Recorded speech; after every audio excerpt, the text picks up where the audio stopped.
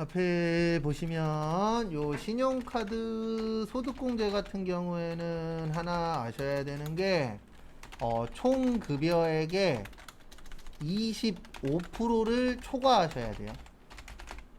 그러니까 무슨 뜻이냐면 만약에 연봉이 3천만 원이에요. 그러면 연봉의 25%면은 750만 원 이상 사용하셔야 신용카드 공제를 받으실 수가 있습니다. 근데 내가 만약에 749만 원을 썼어. 그러면 100원도 못 받는 거고요. 751만 원을 썼어. 그러면 만 원만 받는 거예요. 그러니까 쓸 거면 왕창 쓰셔야 되고 안 쓸 거면 안 쓰면 돼요. 근데 어설프게 쓰시면 얼마 공제 못 받는 효과밖에 안 됩니다. 신용카드 공제 자체가 가면 갈수록 신용카드 공제는 냅둘 거예요. 근데 문제는 뭐냐면 가면 갈수록 혜택은 줄일 거예요. 이건 어쩔 수 없어요. 왜 그러냐면 원래 신용카드 공제를 만든 이유는 국민들을 위한 게 아니에요. 이거 원래 왜 만들었냐면 저기 사업하시는 분들 세금 뜯어내려고 만든 거예요.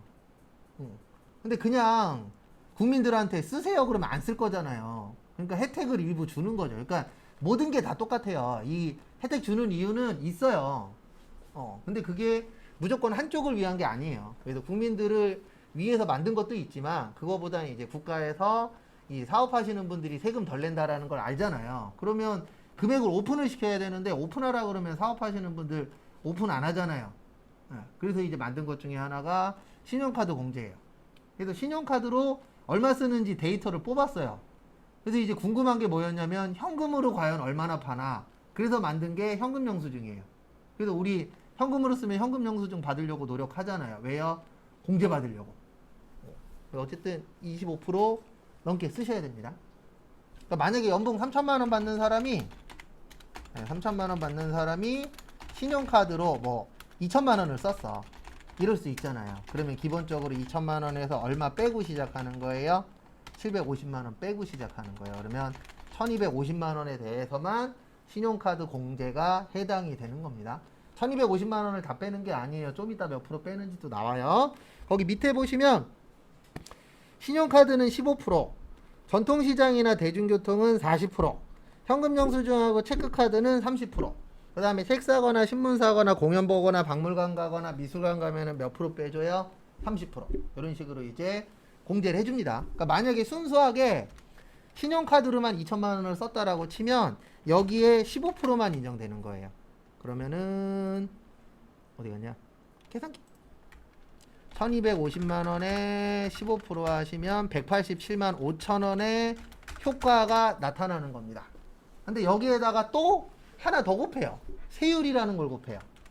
그래서 우리가 최저 세율이 6%라 그랬잖아요. 그래서 만약에 이 사람이 6%에 해당이 돼. 그러면은 11만 2,500원의 효과가 나타나는 거예요. 실제 금액은. 2천만 원 썼지만 2천만 원만큼 다 빼주는 게 아니고 이렇게 몇 번 더 곱해요. 네. 그 다음에 6% 다음이 15%거든요. 그래서 내가 만약에 좀 소득이 있어서 내가 만약에 15% 구간에 걸렸어. 그러면 15%면은 28만 1250원의 효과가 나타나는 겁니다. 6%에 해당되면은 11만 2,500원이고 그래서 생각보다 엄청나게 많이 빼주진 않아요. 근데 이제 쓰는 것들은 되도록이면은 카드나 현금 영수증 이런 걸 받으시면은 혜택을 받을 수 있죠. 그래서 많은 전문가분들은 TV에 나오면 이렇게 얘기합니다. 어떻게 얘기하냐면 본인 연봉의 25%까지는 카드로 쓰세요. 왜냐면 카드는 15%밖에 안 해주니까. 그래서 본인 연봉의 25%를 넘겼으면 그때부터는 체크카드나 현금영수증으로 쓰세요. 왜요? 거기 밑에 보면 체크카드나 현금영수증은 30% 빼주거든요. 라고 전문가들이 TV에서 이 얘기를 몇십 년 전부터 하고 있습니다. 근데 원래 그렇게 하는 게 맞아요. 왜냐면 세율 자체가 다르잖아요. 15%하고 30%면 완전 다른 거잖아요. 2배 차이 나잖아요. 그래서 많이 공제 받고 싶으시면은 뭘로 쓰세요? 체크카드나 현금영수증 사용하시면 공제를 좀 더 받으실 수가 있습니다. 그 다음에 다음 페이지. 근데 또 이 문제가 생겨요. 어떤 문제가 생기냐면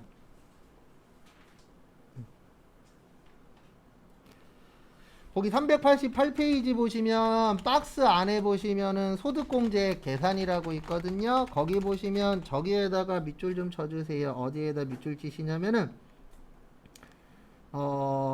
한도 보시면 기억의 총급여액 7천만원 이하. 그래서 우리는 요게 많죠. 네, 총급여액 7천만원 이하면 300만원 또는 총급여 20% 중에 작은 거. 그래서 대부분 여기에 걸려요. 300만. 그래서 여기에서 말하는 300만원이 요 구간입니다. 요 구간이 300만원 넘으면 300만원으로 잘려요. 그래서 제 개인적인 생각은 카드로 써야 되는 거면 카드로 쓰시고 현금 영수증으로 써야 되는 거면 현금 영수증으로 쓰시면 되고, 아까 제가 잠깐 설명드린 충동 구매를 줄이시는 게 돈 더 아끼는 효과가 나타날 거예요. 왜냐면 생각외로 신용카드 공제가 많은 금액을 해주진 않아요. 왜냐면 여기 앞에 곱하는 요 금액이 최대값이 이거예요. 300. 그래서 300만원보다 요게 크면 300으로 다 잘라버려요. 그래서 생각보다 많이 받지 못합니다. 그래서 한도라는 게 있어요. 그 다음에 거기 밑에 보시면 한도를 초과할 수도 있잖아요. 그러면은 그 전통시장에서 쓴 거 연간 100만원 따로 인정해주고, 여기 위에 거는 신용카드예요. 그 다음에 대중교통에서 쓴 거 따로 인정받고, 도서 등으로 쓴 것도 따로 인정해주기는 합니다. 근데 아시겠지만 전통시장이나 대중교통이나 책으로 쓰는 게 많아요, 적어요? 일반적으로 적어요. 근데 왜 이런 거를 만들었냐면 결론적으로는 차 끌고 다니지 말아라. 그 다음에 시장 가서 장 봐라. 그 다음에 책 사봐라. 그 뜻이에요. 근데 실질적으로 이쪽 세 쪽에서 쓰는 거는 계산해보면 퍼센트지로 그렇게 높진 않을 겁니다. 저희도 책을 사긴 해요. 꼬맹이 책 종종 사달라고 하니까. 근데 우리가 쓰는 금액에 비하면은 뭐 1%도 안 되는 금액이고, 대중교통도 타긴 탑니다. 근데 1년 동안에 죽어라고 타야 한 150만원에서 200만원 정도 타요. 한 달에 10만원 전후는 쓰니까. 그 다음에 전통시장 가기는 가요. 가뭄에 콩나듯이. 근데 왜 안 가요, 전통시장? 안 가는 이유 하나잖아요. 주차하기 불편하니까. 그래서 전통시장을 국가에서 진짜 늘릴 생각이 있으면 미친 척하고 전통시장 주변에 하나 돈 좀 많이 들여서 주차장 제대로 된 걸로 하나만 해놔봐요. 그러면 지금보다 최소 10% 이상은 더 가요. 저도 시장 가고 싶어요. 가까운데 시장 몇 개 있거든요. 안 가는 이유 하나예요. 버스 타고 가긴 힘들어. 그러면 차를 끌고 가야 되는데 차 타고 가면 주차할 데가 없어요. 그렇다고 해서 멀리 대놓고 또 걸어갈 수도 없고. 근데 국가도 알 건데 이상한 데만 손대고 그런 데는 손 안 대더라고요. 그리고 저걸로는 안 돼요. 뭐 가까운 시장에서 가까운 데다 뭐 이제 공용으로 쓰는 주차장 이런 걸로는 해결 안 돼요. 시장 전용으로 제대로 해서 시장 바로 옆에다가 한 몇백억 투자해갖고 주차시설 제대로 만들면 최소 1-20%, 그 다음에 지금 같은 경기면은요 3-40%는 시장 쓰는 사람이 늘어나요. 왜냐면 저도 시장 가끔씩 가보면 마트보다 싸요. 그리고 마트보다 저렴한 것들도 있어요. 근데 안 가는 이유는 하나예요. 주차 때문에. 차 끌고 다니면 항상 주차가 제일 문제잖아요. 근데 어쨌든 그렇게 빼주기도 합니다. 근데 금액 계산은 신경 쓰실 거 없어요. 금액 계산은 컴퓨터가 다 합니다. 우리는 그냥 카드에 얼마, 현금 영수증 얼마, 전통시장 얼마, 대중교통 얼마 이렇게 넣어주면은 계산은 컴퓨터가 다 해요. 그 다음에 391페이지로 넘어오세요. 391페이지 거기 위에도 써있고 밑에도 써있는데 세율 외우셔야 돼요. 근데 그걸 다 외울 수는 없어요. 왜냐면 그렇게 전문적으로 저희 시험에서 물어보진 않아요. 그래서 뭐 정도는 아셔야 되냐면 이거 정도는 알아야 돼요. 6에서 45%. 그래서 어떻게 되어 있냐면 이건 안 외워도 돼요. 6, 15, 24, 35, 38, 40, 42, 45라고 해서 8단계 초과 누진 세율이에요. 왜 8단계냐면 세율이 8개예요. 저 처음에 배울 때에는 4개였어요. 근데 왜 이렇게 촘촘하게 되었냐면은 이건 뭐 정치적인 문제기는 한데 정치 쪽에서 많이 버시는 분들한테 세금을 더 많이 걷자. 왜냐면 국가가 움직이고 정치인들도 돈을 받으려면 월급 받으려면 뭐가 많아야 되죠? 세금이 많아야 되죠. 그래갖고 세율을 좀 많이 손댄 편도 있긴 있어요. 강남에서 민주당을 싫어하는 이유가 이거 민주당이 정권 잡았을 때 만들었어요. 그래서 강남은 국민의힘 쪽으로 나오면 인지도가 있든 없든 거의 다 돼요. 근데 그 이유 중에 하나가 돈 많이 버시는 분들은 민주당을 싫어할 수밖에 없는 게 세율 올려놓은 게 민주당에서 다 해놓은 거거든요.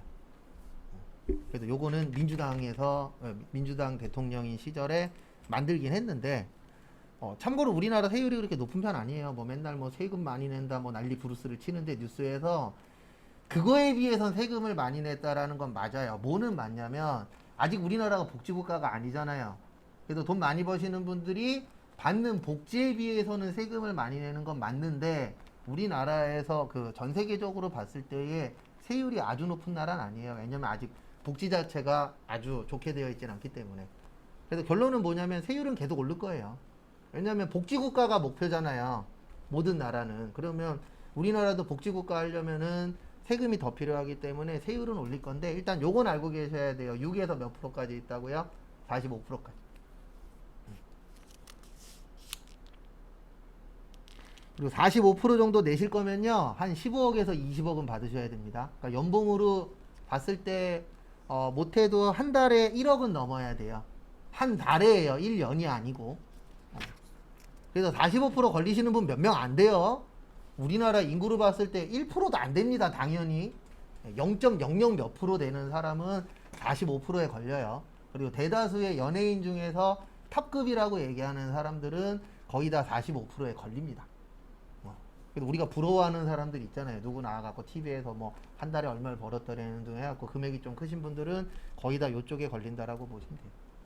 근데 우리 같은 일반 서민들은 대부분 요쪽이 많고. 왜냐면 거기 잠깐 보시면 24%가 4,600만 원에서 8,800만 원 이하거든요. 근데 여기에서 조심하셔야 되는 게 이 4,600에서 8,800만 원이 내가 받은 금액이 아니에요. 뺄 거 빼주고 해요. 그래서 4,600에서 8,800만 원 되려면 그래도 연봉이 1억은 넘어야 돼요. 그래서 일반적으로는 우리가 일반적으로 생활하시는 분들은 6에서 15가 많고 대부분 중소기업 다니시는 분들은 6에서 15라고 보시면 돼요. 근데 이제 중견이나 대기업, 그 다음에 뭐 사업하는데 좀 잘 되시는 분들, 그런 분들이 이제 24%에 많고, 그 다음에 35%부터는 일반적이신 분들은 아니죠. 어떻게 보면 자기가 일하는 쪽에서 그래도 상위 한 5%, 10% 안에 들어가시는 분들이 이제 35%고, 그 다음에 45%는 거의 급으로 나눈다 그러면 신급이신 분들이 이제 45%에 가는 거죠. 왜냐면 1년에 이것저것 빼고 10억 이상 번다는 얘기는 쉬운 일 아니잖아요. 그래서 그런 분들은 이제 많이 내도록 되어 있습니다. 그 다음에 다음 페이지.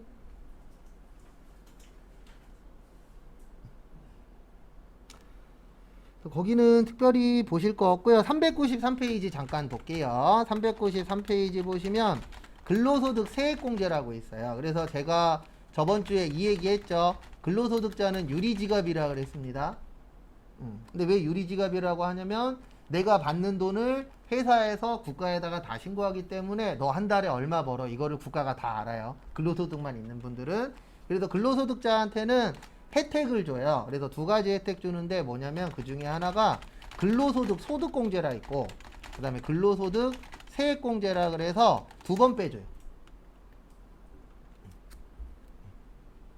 근로소득자만 두 번 빼주는 겁니다. 네, 모든 업종을 다 두 번 빼주는 건 아니에요.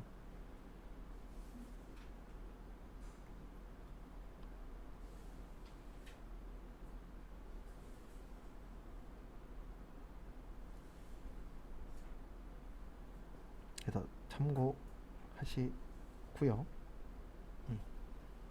그래서 근로소득자는 다른 소득자에 비해서 오픈이 많이 되기 때문에 혜택이라기보다는 조금 더 빼주는 거예요. 왜냐면 안 그래도 먹고 살기 힘든데 세금까지 더 많이 내면 안 되잖아요. 그래서 세금을 조금이라도 덜 내도록 두 번 빼주는데 저기에다가만 밑줄 치세요. 55%. 130만 원 이하는 55%인데 이거 왜 기억하셔야 되냐면 거기 밑에 써 있어요. 일용 근로자가 55% 빼거든요. 일용 근로자 계산 문제가 나올 때가 있어요. 평균적으로 봤을 때 한 30회에서 50회 당 한 번? 지금까지 한 2번인가 3번 나온 적이 있거든요. 일용 근로자 계산하는 거. 그래서 그것 때문에 55%는 알고 계셔야 돼요. 그 다음에 394페이지로 오십시오. 자녀세액 공제. 그래서 자녀세액 공제라고 있는데 여기에서 일단 키포인트는 7세 이상이어야 돼요. 그래서 우리가 7세 이상을 취약아동이라 그래요. 학교 다니는 아이들이 대부분 몇 세 이상이에요? 7세. 그리고 6세까지는 미취학 아동인데 왜 7세 이상에 대해서 자녀세액 공제를 주냐면은요. 6세 이하 자녀들 있죠. 국가에서 한 달에 10만 원씩 지원금 나오잖아요. 그것 때문에 6세까지는 자녀세액 공제에서 빠졌어요. 왜냐면 국가에서 혜택 주면서 여기 자녀세액 공제까지 빼주면 2번 혜택 주는 게 되잖아요. 그러면 또 누가 싫어하냐면 7세 이상 자녀를 자녀가 있는 부모님들은 또 싫어할 수밖에 없죠. 왜요? 6세 때문에 혜택을 더 줘. 근데 7세 넘었다고 혜택을 덜 줘. 이러면 솔직히 마음이 좋진 않잖아요. 그래서 저도 이제 서구에 사는데 지금은 계양구 살지만 서구 살 때 저희 집 꼬맹이가 태어났거든요. 근데 그 당시에 그 전년도까지는 서구에서 애기들이 태어나면 지원금을 줬어요. 근데 인천이 그렇게 잘 사는 동네가 아니잖아요. 그러니까 힘들다고 지원금이 없어졌어요. 우리 꼬맹이 태어난 당해년도부터. 솔직히 마음이 좋진 않더라고요. 왜냐면 1년만 일찍 태어났으면 얼마 받을 수 있잖아요. 그리고 3년 후인가 4년 후에 다시 부활했어요. 그러면 그 3, 4년 안에 그 지역에서 태어난 부모님들은 마음이 좀 덜 좋겠죠. 왜냐면 이게 자녀가 언제 태어나야 된다 이런 건 없지만 그래도 그 타이밍에 맞춰서 태어난 자녀가 있는 부모님들은 몇십만 원이라도 지원금을 받았잖아요. 근데 저는 못 받았죠. 타이밍이 안 맞아서. 그래서 인생은 항상 타이밍입니다. 근데 어쨌든 7세가 넘어가면 자녀세액 공제를 받는데 7세 이상 20세 이하까지만 해줘요. 왜냐면 일반적으로 세법에서는 그 자녀를 20살까지는 인정을 해줘요. 그러면 21살부터는 세법에서는 이렇게 보는 겁니다. 돈 벌어라 라고 보는 거예요. 법에서는, 세법에서는. 과거형이긴 하지만. 근데 이거는 제 개인적인 생각은 지금은 좀 바꿔야 되지 않을까. 왜냐면 대부분 자녀들이 일단 고등학교 졸업하시는 분들도 있지만 대학 다니시는 분들이 훨씬 더 많잖아요. 실제 우리나라 현 상황에서. 그래서 조금 근데 바뀌진 않을 건데 그냥 제 개인적인 생각은 대학생까지는 어느 정도 좀 나이를 올리는 것도 우리나라 형편에 맞춰서는 나쁘진 않을 것 같은데 안 바뀔 거예요. 그리고 거기 보시면 첫째하고 둘째까지는 1인당 15만 원이고요. 그 다음에 셋째부터는 30만 원씩 빼줍니다. 그래서 제가 아까 그랬잖아요. 자녀가 많으면 가족이 많으면 세금 덜 낸다고. 왜냐면 가족이 많으면 많을수록 혜택을 많이 주도록 소득세는 되어 있어요. 그 다음에 그 밑에 보시면 추가 공제, 출산하거나 입양했을 때. 그래서 일명 요거를 출산 입양 공제라고 표현을 하는데 출산하거나 입양을 하시면 첫째 30, 둘째 50, 셋째 70, 넷째도 70. 그래서 셋째 이상은 다 태어나면은 70만 원씩 빼주도록 법에서 되어 있습니다. 그래서 자녀가 많으면 가족이 많으면은 세금을 덜 낸다라고 했었죠. 그 다음에 396페이지로 오세요. 396페이지에 거기 박스 보시면 표 두 번째에 표준세액 공제 13만 원이라고 있을 거예요. 거기에다가 밑줄 좀 쳐주세요. 표준세액 공제 13만 원. 그러니까 이거는 뭐냐면은요. 우리가 회사 가면 이거 하잖아요. 연말정산이라고. 우리가 지금 하는 게 연말정산과 관련된 거예요. 그래서 실기 때 또 계속 떠들 건데 연말정산 할 때 서류를 받습니다. 그래서 아까처럼 카드로 얼마 썼냐, 보험료 얼마 냈냐, 병원 가서 얼마 냈냐, 교육 받았냐, 여러 가지 서류들 받잖아요. 근데 이런 분들이 있어요. 서류 아무것도 안 갖고 오고 등본만 내고 가시는 분들이 있어요. 그리고 그런 분들한테 물어보면은 저는 카드도 안 쓰고요, 보험도 안 하고요, 뭐 낼 게 없어요. 이렇게 표현하시는 분들이 있어요. 그러면 아무것도 안 냈다 그래서 안 뺄 수는 없잖아요. 왜냐면 돈 벌었으면 쓰는 건 있으니까. 그래도 국가에서 아무것도 없는 사람은 얼마 빼줍시다? 13만 원. 그 다음에 이런 분들이 있어요. 서류는 갖고 왔어.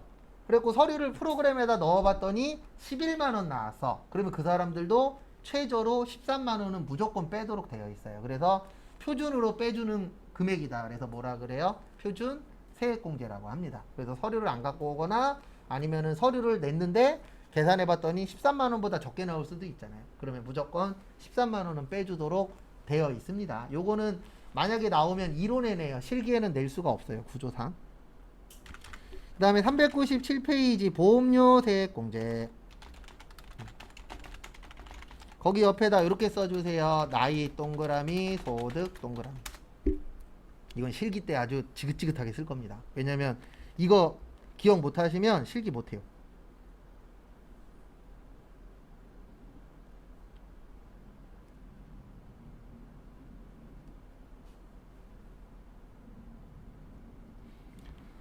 그래서 보시면 나이 그러면은 20세 이하, 그 다음에 몇 세 이상이요? 60세 이상. 그 다음에 나이 무관은 배우자, 장애인, 기초생활, 수급자. 그 다음에 소득 그러면 소득금액 100만원 이하, 그 다음에 이자 배당 2천만원 이하, 총급여 500만원 이하, 근로소득금액. 참고로 총급여 500이랑 근로소득금액 150이랑은 같은 말이에요. 왜냐면 총급여 500만원까지 70% 빼주거든요. 그 다음에 기타 소득금액 300만원 이하.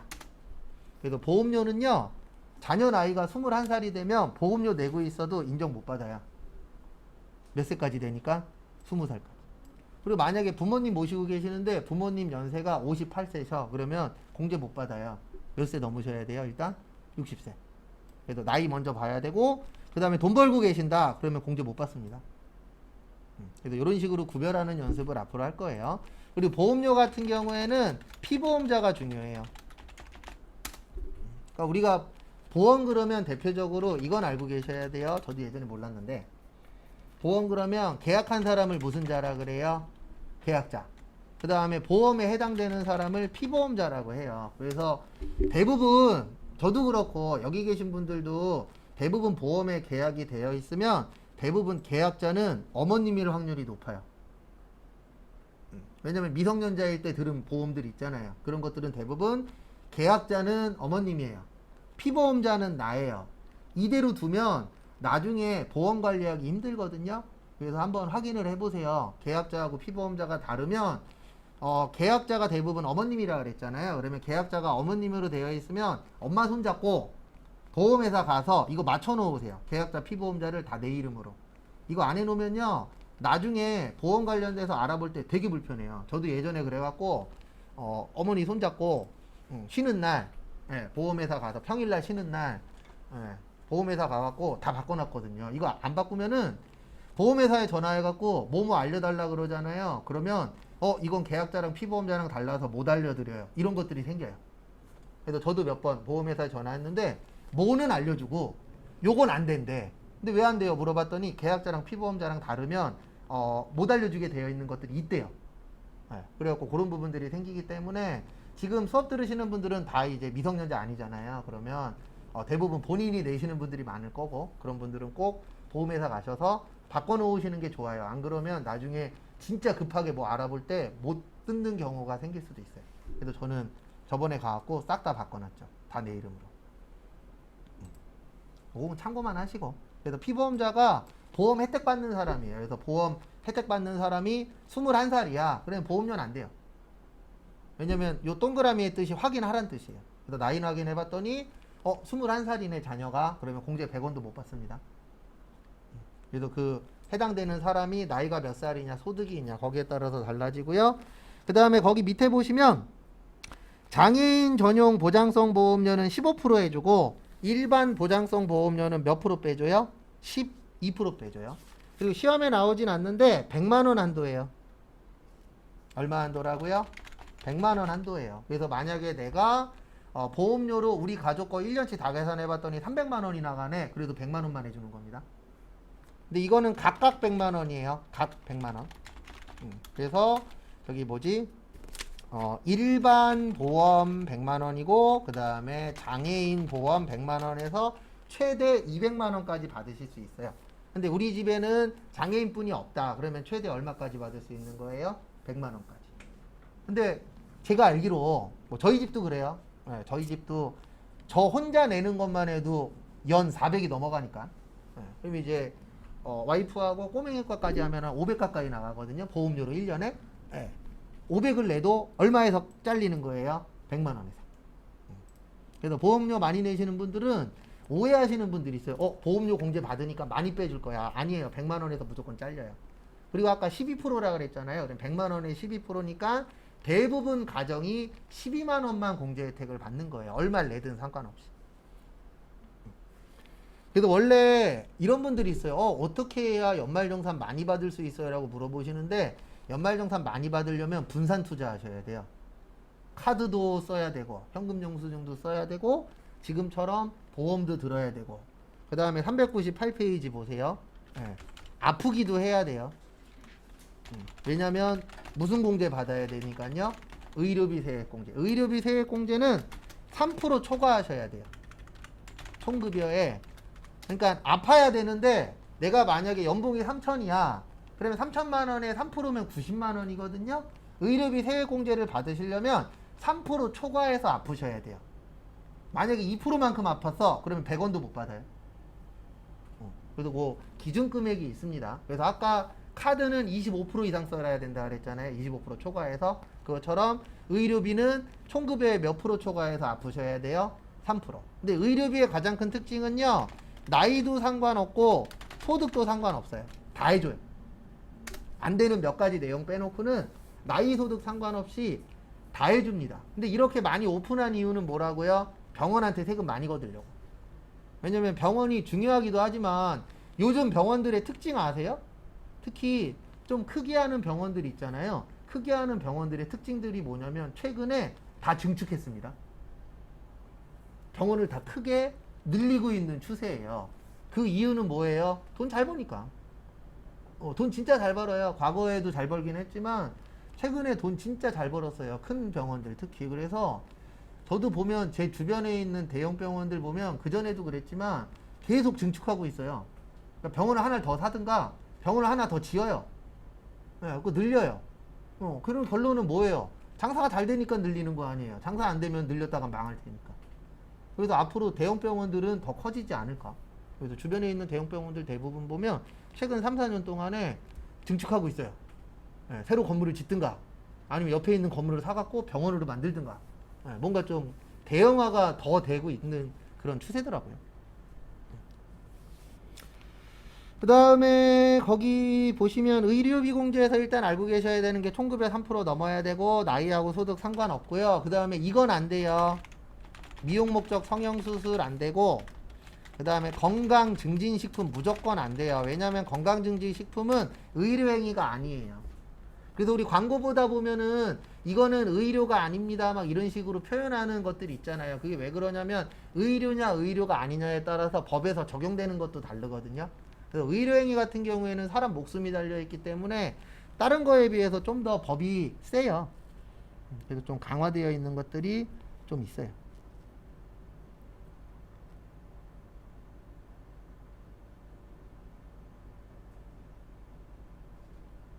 그래서 그 부분은 참고를 좀 해주시면 감사하겠습니다. 그 다음에 외국에서 쓴 거 안 돼요. 외국 안 됩니다. 유일하게 외국은 교육비만 돼요. 좀 이따 나와요. 외국에서 쓰신 것도 안 되고. 그 다음에 저기 공제대상 의료비에서 저기에다가 밑줄 좀 쳐주세요. 시력 보정용 안경하고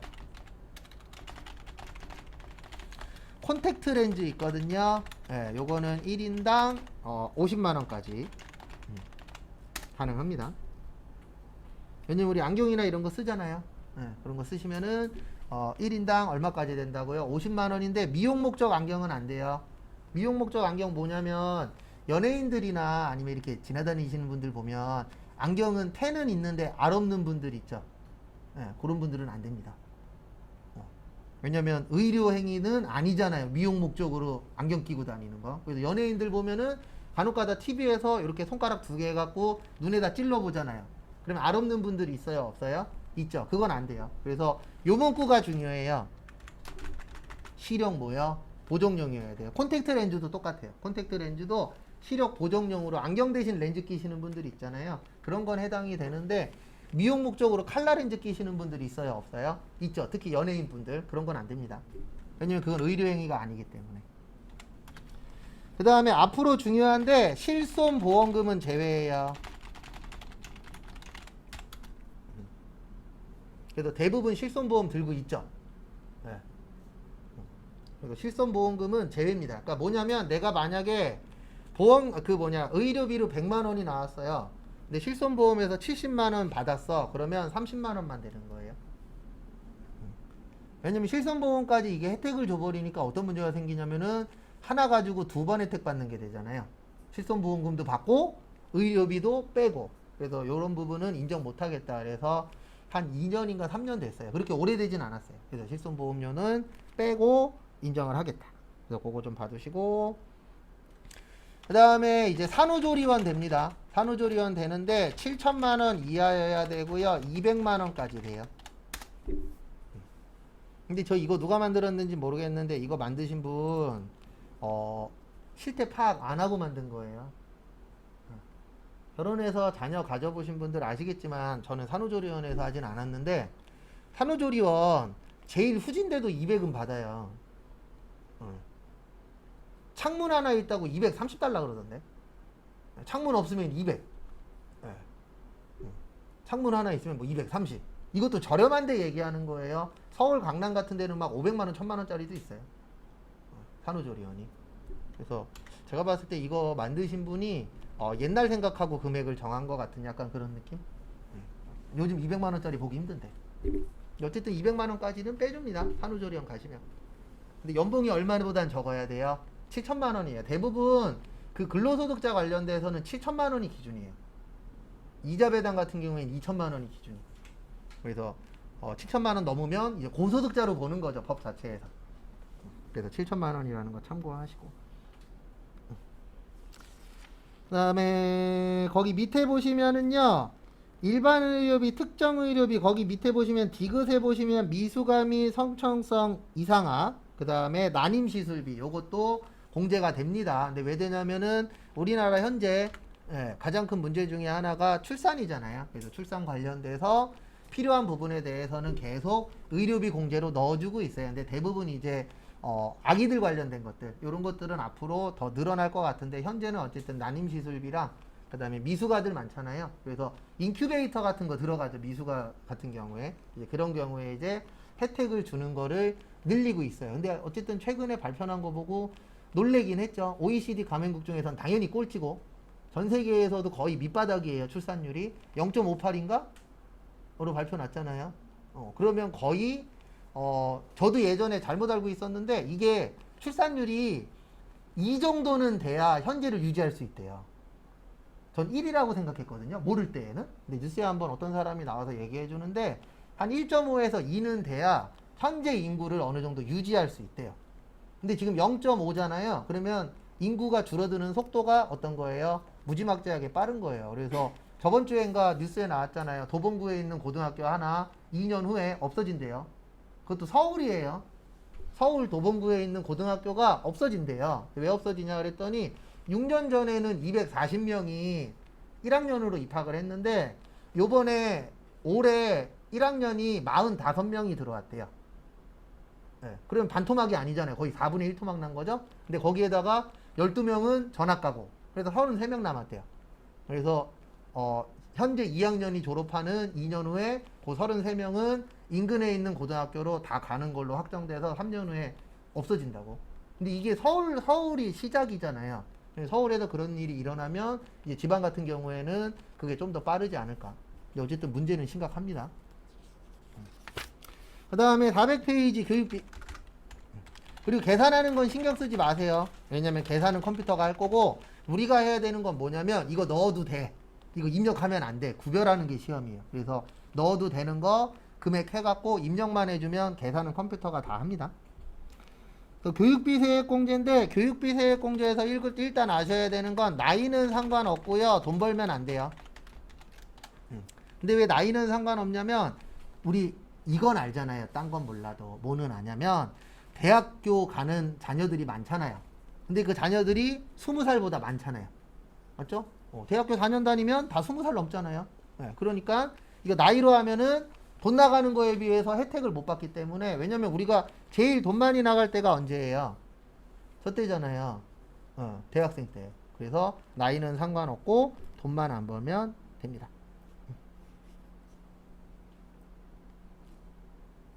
그래서 그 부분 참고하세요. 그 다음에 이분들이 쓰신 건 안 돼요. 직계존속. 직계존속이 쓰신 건 무조건 안 됩니다. 직계존속 그러면 부모님이에요.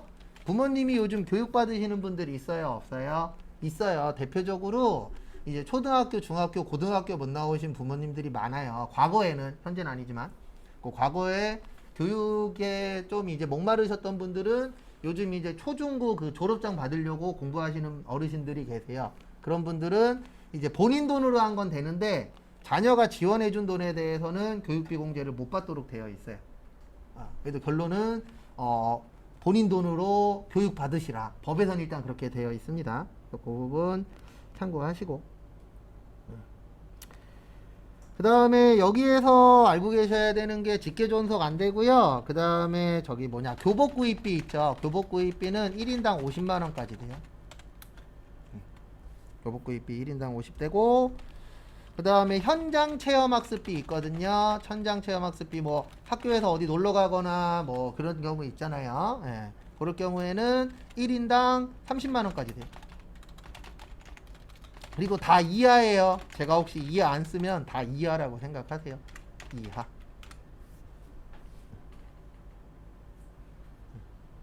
그리고 뭐 초중고에서 뭐 당일치기로 간다거나 아니면 뭐 2박 3일로 놀러 가는 경우 있잖아요. 그래서 그 금액은 30만 원인데 이거는 제 개인적인 생각으로는 30만 원보다 높게는 안 잡아줄 거예요. 왜냐면 지금 코로나라 그런 게 적지만 과거에 이것 때문에 한번 이슈된 적이 있었잖아요. 고등학교에서 수학여행 가는데 일본이나 미국이나 호주로 간다.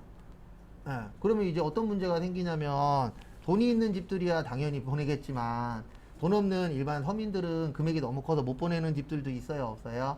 있죠. 그때 한번 난리 난 적이 있었기 때문에 요거는 금액을 그렇게 크게 잡아주진 않을 것 같아요. 제가 봤을 때는 30만 원에서 올라도 1, 20만 원 오르지 뭐 확 올려서 뭐 100만 원 이렇게까지는 못 갈 것 같아요. 예전에 그런 이슈들이 있었기 때문에. 그래서 30만 원으로 하는 것 같아요. 그래서 요것도 좀 봐두시고. 그 다음에 저기 401페이지 3번 보시면 직업능력개발 훈련비 세액공제라는 것도 있어요. 401페이지 보시면 뭐 나머지들은 나중에 문제 풀면서 보면 되고. 이거 뭐냐면 여러분들 지금 교육받고 계시지만 나중에 회사 취업하신 다음에도 또 교육받는 경우들이 있어요, 없어요? 있죠. 네, 그럴 경우에 지금 배우고 계시는 이런 시설을 직업능력개발 훈련시설이라고 해요. 요런 국가에서 공인받은 데에서 훈련을 받으시면 그러니까 결론은 뭐냐면 국가에서 지원해 주는 곳들이 있어요, 없어요? 있죠. 거기에서 교육을 받으시면은 그 내가 된 돈 있잖아요. 일명 자비부담금이라고 그거는 세액공제에다가 포함을 시켜줍니다. 근데 국가에서 지원 안 나오는 학원 가시면은 그거는 인정 안 돼요. 왜냐면 요거 빼먹었구나. 죄송합니다. 학원비는 미취학 아동만 가능해요. 학원비는. 그러니까 초등학교, 중학교, 고등학교 애들이 학원 다니는 분들이 있죠. 저희 꼬맹이도 학원 다니는데 그거 교육비 공제로 못 받아요. 미취학 아동만 돼요. 취학 아동은 100원도 안 해줍니다. 그래서 만약에 초등학교, 중학교, 고등학교 자녀를 자녀가 있는 학부모님들은 학원비 내실 때 현금으로 냈으면은 현금 영수증 받으시고 아니면 카드로 내세요. 그러면 신용카드 공제는 됩니다. 근데 교육비 공제 안 돼요. 100원도 안 돼요. 취학 아동은 미취학 아동만 됩니다. 이거 왜 그러냐면 일명 우리가 공교육이라고 하죠. 국가에서 하는 거. 예. 근데 학원은 사교육이잖아요. 그래서 결론은 뭐냐면 국가에서 사교육 하지 마시고 공교육에다가 이리 말한 얘기입니다. 예. 근데 저도 현재 학부모이긴 하지만 학교만 다녀갖고는 안 됩니다. 그래서 우리가 믿지 말아야 할 말들이 여러 가지 있는데 그 중에 하나가 뭐냐면 수능 만점 받은 놈들이 지금은 그런 얘기 안 해요. 과거에 이런 얘기 한 놈들이 꽤 많았어요. 어떤 사람들이 있었냐면 전 학교 공부만 열심히 했습니다. 개코 같은 소리 하지 말라 그래요. 그놈들 다 알아보면 과외 받았거나 학원 다녔거나 다 했어요. 근데 대부분 인터뷰하러 가면은 그런 얘기 많이 하잖아요. 저는 EBS만 열심히 봤고요. 예, 학원 같은 데 다녀본 적이 없어요. 라고 얘기하는데 거의 다 다녔어요.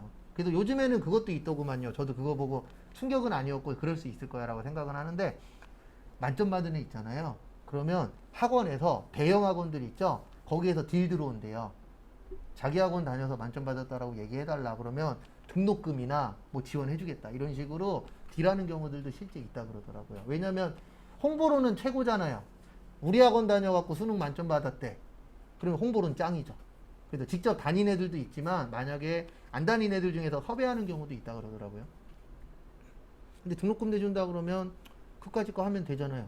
내가 그 학원 안 다녔어도 다녔다라고 얘기하면 뭐 거짓말이긴 하지만 일단 돈이 붙다 보니까 실제 그런 경우들도 요즘엔 있대요. 그래도 공무원 중에서도 본인 다른 학원 다녔는데 저 학원에서 돈 받고 그런 경우들도 실제 있다 그러더라고요. 왜냐면 어쩔 수 없죠. 뭐 물질 맞는 주의니까. 그거 듣고 아 그럴 수는 있겠다라는 생각은 좀 들더라고요. 그래서 그거 좀 봐두시고 그 다음에 장애인 특수교육비 있는데 이런 건 뭐 그렇게 크게 신경 쓰실 건 없어요. 아 그리고 이거 빼먹었구나. 대학원은 본인만 됩니다. 그래서 만약에 대학원 다니는 자녀가 있어 그러면 교육비 내주셔도 교육비 공제 100원도 안 돼요.